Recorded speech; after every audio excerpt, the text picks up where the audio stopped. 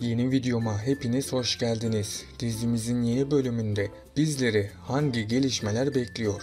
Barış, Zeynep ile evlenecek mi? Zeynep, Mehdi'yi kendinden uzak tutmayı başarabilecek mi? Zeynep'in hayatı tehlikeye girecek mi? Mehdi, Zeynep'i unutabilmeyi başaracak mı? Hepsinin cevabı ve daha fazlası bu videoda. Öncelikle Zeynep'in artık merhameti yüzünden kendisine zarar gelmesini istemiyorsanız ve ayrıca dizimizin final yapmasını istemiyorsanız beğeni tuşuna basalım ve kaç kişiyiz görelim. Mehdi güç kazanmaya devam ettikçe paranın ve bu gücün etkisinden kurtulamayacak. Hatta zenginlik yüzünden Mehdi'nin karakterinde de değişimler meydana gelmeye başladı. Mehdi yakında istemeden kötü işlere bulaşmış olacak. Eğer Zeynep de Mehdi'nin yanında durmaya devam ederse o da ne yazık ki hayatını kaybedecek. Veysi hem Mehdi'yi hem de Zeynep'i öldürmüş olacak. Barış ise Zeynep'in tavırlarından dolayı çok öfkelenecek. Barış da Zeynep'i çok sevdiği için bu olanlara göz yumacak. Ama Barış'ın da sabrı taştığı için Barış da sonunda kendisine engel olamayacak. Zeynep de kendisini büyük bir kararsızlığın içerisinde bulacak. Zeynep kimi seçeceğinde zorluk yaşasa da sonunda kararını verecek elbette. Büyük ihtimal ile Zeynep Barış'ı seçecek. Barış da Zeynep'in kendisini seçmesi üzerine çok mutlu olacak. Ama Barış'ı da bu yolda çok büyük bir tehlike bekleyecek. Zeynep şimdilik Barış'ı seçse de sonradan onu terk edebilir ve yeniden Mehdi'ye dönebilir. Zeynep'in mantığı Barış'ı istese de kalbi hala Mehdi'yi istiyor. Zeynep böyle yapmaya devam ederse herkesin hayatı zarar görecek ve sonunda yine yalnız kalan kişi Zeynep olacak. Ayrıca Barış'ın psikolojisi de sağlıklı değildir. Barış'ın çocukluktan kalan çok büyük bir acısı bulunmakta. Çünkü Savaş felç olduğu için annesi hep onun yanında olmuştu. Barış da annesinden ilgi göremediği için çok sıkıntılı bir çocukluk süreci geçirmişti. Barış, Zeynep'in kendisiyle ilgilenmemesi üzerine yine çok üzülecek. Barış'ın bu davranışları yakında saplantılı bir aşka dönüşecek. Barış her zaman Zeynep'in kendi yanında olmasını isteyecek. Barış, Zeynep'e evlenme teklifi etti. Zeynep ilk başlarda bu teklifi reddedecek ama daha sonrasında Zeynep bu evlilik teklifini kabul edecek. Zeynep ise yine üzülen kişi olacak. Çünkü Barış evliliklere boyunca Zeynep ile bir aşk hayatı yaşayacak. Barış da onunla evlenmenin gereksiz olduğunu fark edecek. Sonrasında da Barış Zeynep'i aldatacak. Zeynep eğer dikkatli olmazsa Barış tarafından yakında aldatılmış olacak. Tabii bu durumdan Barış da büyük zararlar görecek. Çünkü Mehdi Zeynep'in aldatıldığını görünce ona sahip çıkacak. Mehdi Zeynep'in yaşadığı kötü olaylardan intikam alabilmek için Barış'ı iflasa sürükleyecek. Yani Zeynep ve Mehdi yakında tekrardan birlikte olacaklar. Mehdi'nin Benel ile evlilikleri hiçbir zaman iyiye gitmeyecek. Çünkü Mehdi Zeynep'i sevmekten hiçbir zaman geri adım atmayacaktır.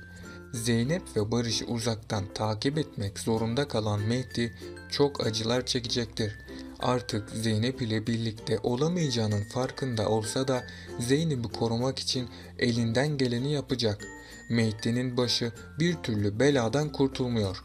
Mehdi'yi gizliden takip ederek ihanet etmeye çalışan birisi var. Veysi Mehdi'nin peşini bırakmayacak ve bu yüzden onun her türlü hareketini adım adım takip ettirecek. Zeynep ise Mehdi'nin vurulmasından sonra kendisini yine suçlu hissetmeye başladı. Barış, Zeynep'in hayatına girerek büyük bir hata yaptı. Zeynep'in hayatına kim girdiyse her zaman zarar gören taraf onlar oldu.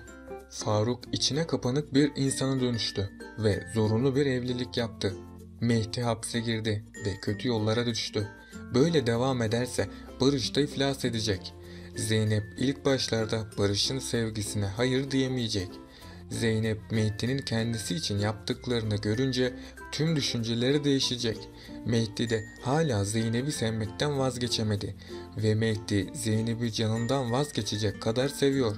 Eğer Zeynep Mehdi'ye dönerse Mehdi de Zeynep'e dönecek tabii ki. Zeynep, Nermin ve Barış'tan çekindiği için bir süreliğine duygularını belli etmeyecek. Diğer yandan Emine kimseye muhtaç olmadan kendi ayakları üzerinde duran birisine dönüştü. Faruk Emine'yi aldatarak ona çok büyük bir iyilik yapmış oldu aslında. Emine önümüzdeki bölümlerde kurduğu yemek şirketi sayesinde büyük başarılara imza atacak. Bu yolda Savaş Emine'ye eğitimi için desteklerde bulunacak. Emine de sonunda çok güçlü birisine dönüşecek. Faruk ise yakında yeniden diziye dahil olacak. Emine zenginleşirken Faruk da iflas edecek. Bunun sonucunda da Faruk yeniden Emine'nin yanına gelecek. Ama Emine asla ona bir şans vermeyecek. Emine artık akıllandığı için hayatında yeni bir sayfa açacak. Özlem de en başından beri Barış ve Zeynep birlikteliğini istememişti.